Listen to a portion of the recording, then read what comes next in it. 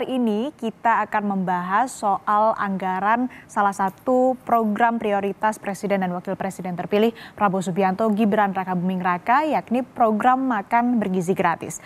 Kemarin IHSG dan rupiah ini kompak menghijau ditutup sama-sama menguat setelah Menteri Keuangan Sri Mulyani memastikan diri untuk hadir dalam penyusunan anggaran makan bergizi gratis program prioritas Presiden terpilih Prabowo Subianto. IHSG tutup menguat 9 poin ke 6.889. Sedangkan rupiah di saat yang bersamaan ditutup di 16.380 per dolar Amerika Serikat, yang mana ini sebelumnya rupiah dibuka di 16.441.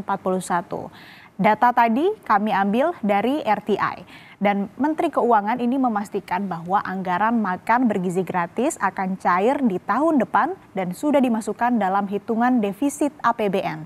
Lalu apa yang membuat gejolak pasar mereda pada konferensi pers kemarin, saudara? Paparan yang ditunggu adalah anggaran untuk membayar janji politik makan siang gratis dan kepastian kesehatan fiskal. Menteri Keuangan Sri Mulyani menyebutkan berdasarkan hasil komunikasi dengan tim gugus tugas sinkronisasi Prabowo Gibran, pelaksanaan program makan bergizi gratis disepakati dilakukan secara bertahap. Tahun pertama atau tahun depan 2025 anggaran yang diberikan dalam rancangan Anggaran Pendapatan dan Belanja Negara atau RAPBN adalah 71 triliun rupiah. Angka tersebut akhirnya lebih kecil dari hitungan awal tim kampanye nasional atau TKN Prabowo Gibran, yaitu antara 100 triliun rupiah sampai dengan 120 triliun rupiah.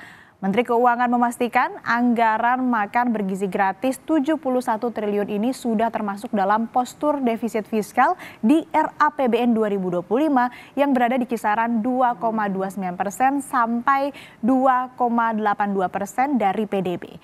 Kita akan simak terlebih dahulu pernyataan lengkap dari Menteri Keuangan Sri Mulyani berikut ini. APBN 2024 tetap dijaga defisitnya di bawah 3%.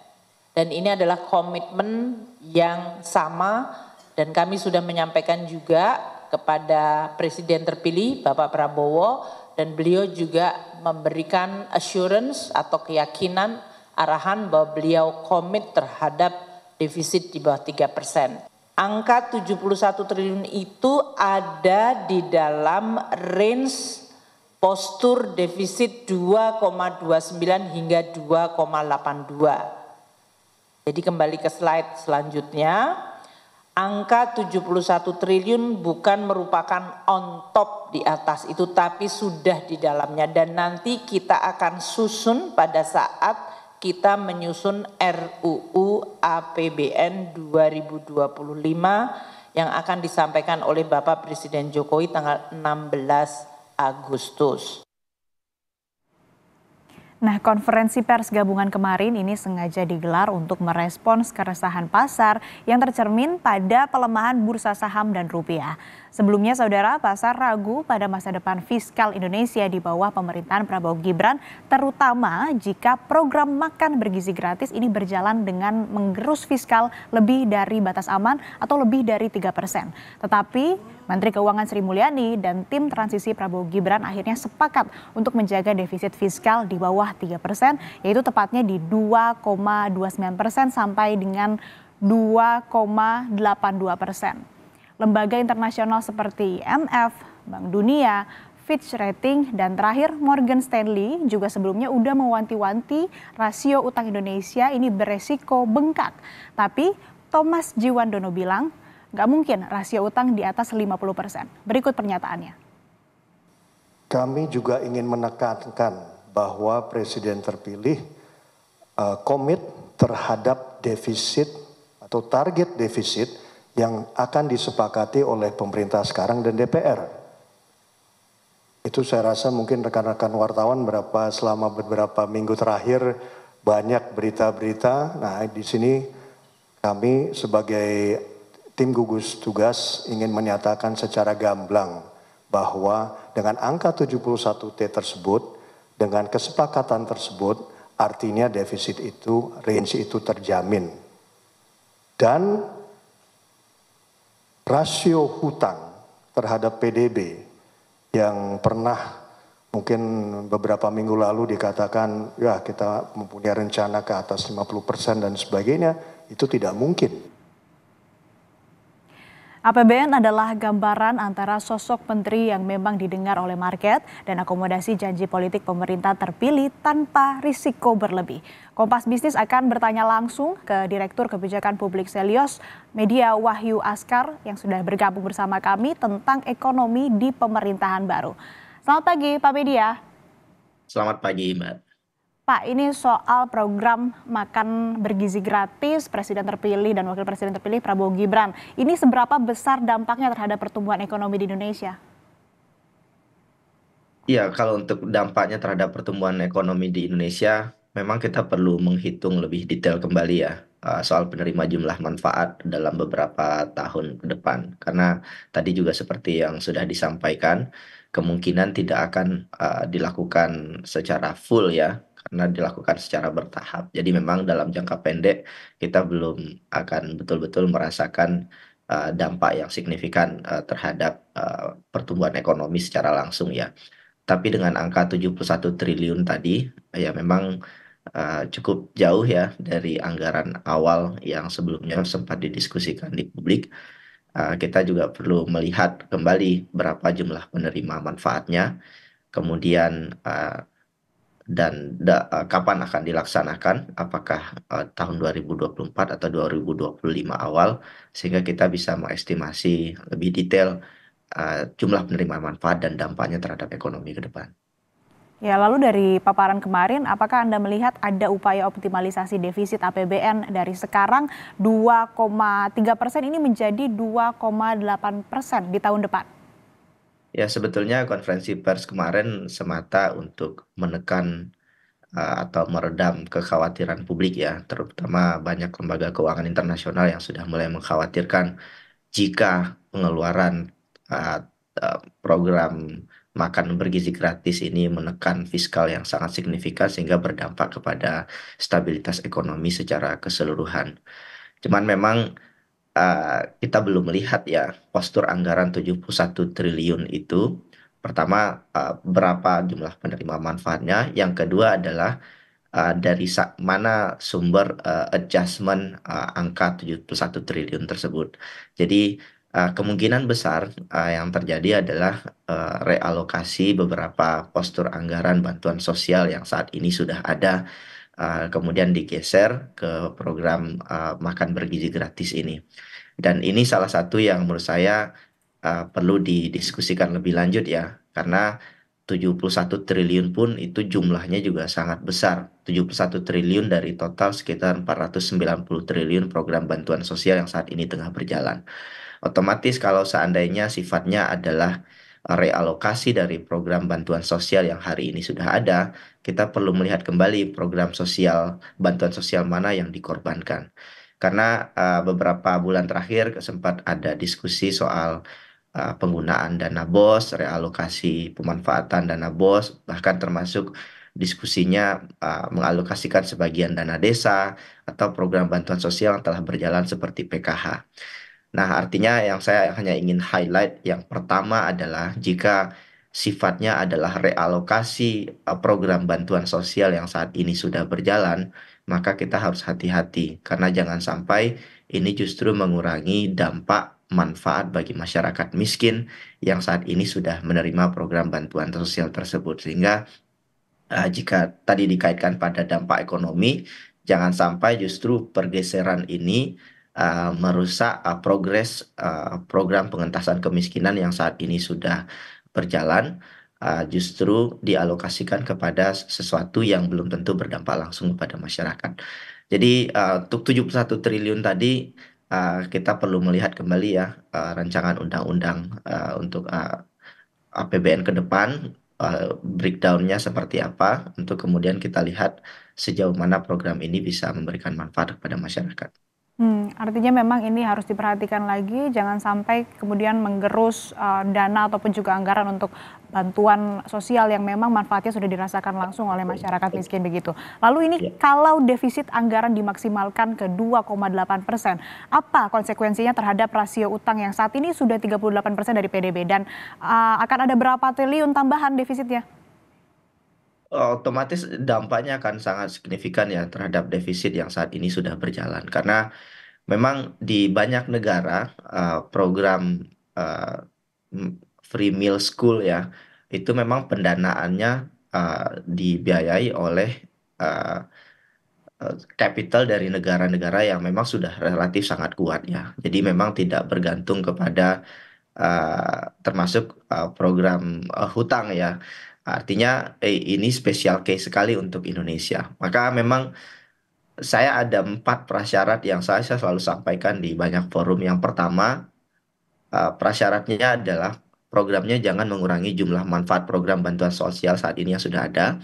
Yang kedua, tidak bersumber dari pendanaan hutang luar negeri yang baru. Yang ketiga, pembayarannya harus bersumber dari sumber pajak yang baru. Jadi soal faktor yang ketiga ini yang saat ini belum pernah didiskusikan oleh publik karena pemerintah sepertinya hari ini hanya utak-atik public spending atau dana bansos yang sudah ada, tetapi tidak menggali pembiayaan yang bersumber dari sumber pajak yang baru. Jadi kita harus berdiskusi lebih lebih fair ya, karena jangan sampai justru dengan janji-janji politik program makan bergizi gratis ini justru mengorbankan program bantuan sosial lain yang sudah berjalan seperti yang tadi saya sampaikan. Sedangkan pada saat bersamaan tidak ada peningkatan jumlah sumber pajak yang baru. Dan hari ini kalau kita lihat rasio pajak kita masih di sekitar 10% ya. Dan itu masih sangat sangat rendah dibandingkan kebutuhan belanja struktural yang sangat besar. Kita perlu catat juga ya angka kemiskinan meskipun tercatat menurun sebetulnya pada saat yang sama ketimpangan meningkat gitu. Jadi kita butuh pembiayaan yang dalam jumlah yang sangat besar hari ini. Maka salah satu solusi yang bisa bisa dimulai didiskusikan oleh pemerintah khususnya Kementerian Keuangan adalah pertama, mengoptimalkan pajak dan kemungkinan kalau seandainya kita bisa mengoptimalkan wealth tax pajak kekayaan itu jumlahnya sangat-sangat besar. Jadi kalau hitung-hitungan saya 50 orang kaya Indonesia kalau mereka dikenakan wealth tax 2% saja itu sudah mencapai angka 80 triliun. Jadi kalau seandainya itu dioptimalkan itu sebetulnya dari 50 uh, orang kaya bilioner di Indonesia itu sudah cukup membiayai program makan siang, program makan bergizi gratis yang saat ini sebesar 71 triliun. Tetapi ya opsi peningkatan pajak ini nggak pernah didiskusikan hingga hari ini sehingga memang akhirnya hanya utak-atik public expenditure yang saat ini sudah berjalan dan ini berbahaya sekali karena kalau kita lihat dari segi agregat anggaran bantuan sosial Indonesia, itu adalah salah satu yang terendah di Asia. Bahkan kita jauh di bawah Malaysia, bahkan Vietnam begitu ya, untuk alokasi anggaran bantuan sosial. Jadi kalau 71 triliun hanya pergeseran dari anggaran bansos yang saat ini sudah ada, kita relatif berjalan di tempat dalam hal progres pengentasan kemiskinan dan penguatan pembangunan di Indonesia hari ini. Ya, jadi kalau memang mengacu dengan anggaran yang sudah ada saja, kita relatif akan jalan di tempat begitu. Dan tadi yang kalau bisa saya simpulkan, ini rekomendasi yang bisa dilakukan oleh pemerintah adalah optimalisasi pajak tadi yang dijelaskan oleh Anda ya. Lalu Pak, media ini kan kita pernah mengalami situasi yang sama waktu Jokowi menjabat di tahun 2014. Market menilai fiskal ini nggak prudent untuk infrastruktur dan akhirnya market punish. Rupiah melemah, bursa merah, akhirnya Menkyu Bambang Brojonegoro ini diganti oleh Sri Mulyani. Akhirnya juga market menghijau. Peristiwa sekarang ini mirip. Pertanyaannya, besarnya dan sekrusial apa sosok Menteri Keuangan di Kabinet Prabowo Gibran nanti? Saya kira sangat krusial ya, karena dari segi market yang dibutuhkan hari ini oleh pelaku usaha adalah soal kepastian ya. kepastian perencanaan keuangan di masa yang akan datang.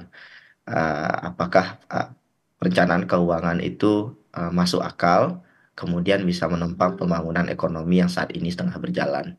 Dan peran Menteri Keuangan jelas sangat signifikan sekali ya, karena dibutuhkan sosok pemimpin yang tidak hanya kuat dari segi tataran fundamental perekonomian, tetapi uh, seorang menteri yang juga capable untuk melakukan kerjasama lintas organisasi, lintas lembaga, dan bekerja sama dengan asosiasi pengusaha. Jadi belakangan saya lihat banyak missing yang terjadi karena kementerian-kementerian khususnya di sektor keuangan ya tidak berkoordinasi satu sama lain. Kemarin contohnya soal Tapera gitu ya.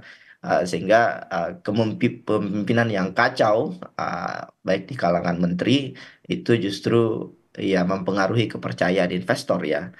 Sehingga memang ada aksi, ada reaksi gitu. Jadi kita membutuhkan kandidat menteri keuangan yang profesional, yang tangguh, tidak hanya kuat secara fundamental perekonomian, tetapi juga mempunyai karakter kepemimpinan yang kuat. Dan tidak mudah terombang-ambing juga ya oleh janji-janji politik yang kemungkinan bisa menggerus stabilitas keuangan tanah air di Indonesia. Karena politisi dengan profesional, khususnya Menteri Keuangan itu berbeda ya. Politisi pengen ngabisin anggaran gitu ya, untuk memenuhi janji politiknya.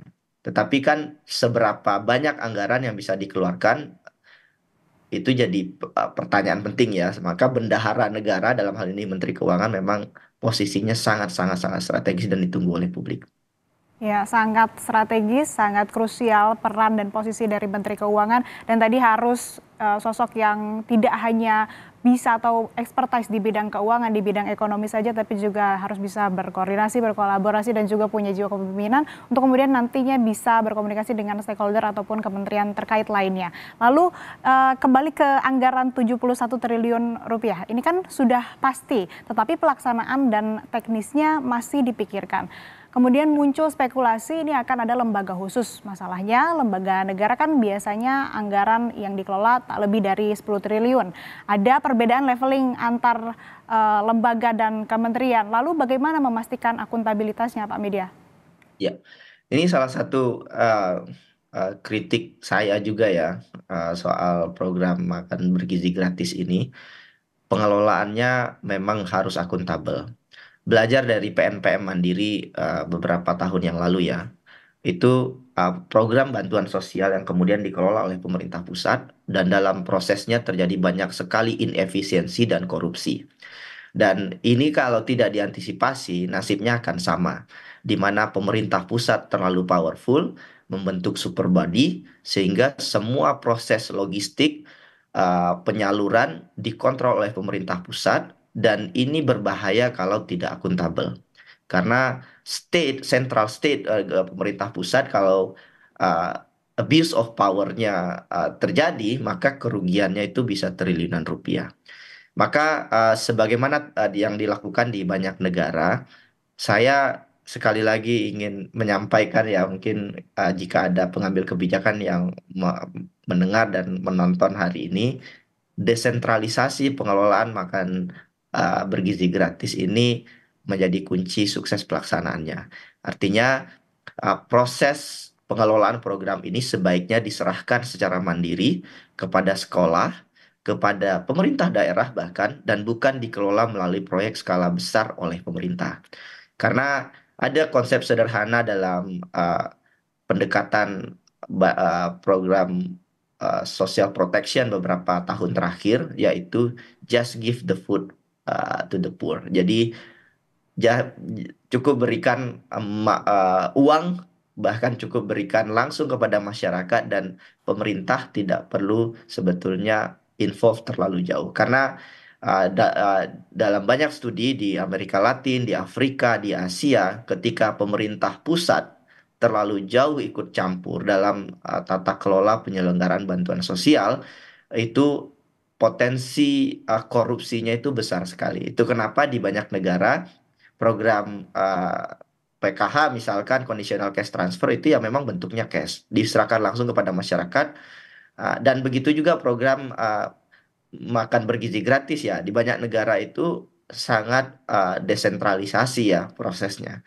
Jadi jangan sampai keterlibatan pemerintah pusat terlalu besar sehingga membuat administrasinya menjadi lebih rumit, mengurangi fleksibilitas, dan ujung-ujungnya aja menjadi bancakan proyek yang ya berkelindan dengan para mafia impor daging, impor susu yang kemudian bisa menjadi ladang baru bagi koruptor di koruptor-koruptor yang baru. Jadi semoga tidak terjadi ya, tetapi kalau mau diantisipasinya sekarang karena sekaranglah proses penyusunan kerangka program makan bergizi gratis ini soal siapa yang melakukan dan bagaimana program ini dilakukan. Baik, rekomendasi yang bisa diberikan kepada pemerintah untuk bisa menjaga akuntabilitas dari pelaksanaan program makan bergizi gratis ini adalah dengan memberikan wewenang kepada pemerintah daerah untuk dalam proses pengelolaannya agar tidak begitu besar peran pemerintah pusat supaya ini akuntabilitasnya juga bisa tetap dijaga. Terima kasih Direktur Kebijakan Publik Selios Media Wahyu Askar yang sudah bergabung bersama kami di Kompas Bisnis pagi ini. Terima kasih, sehat selalu Pak.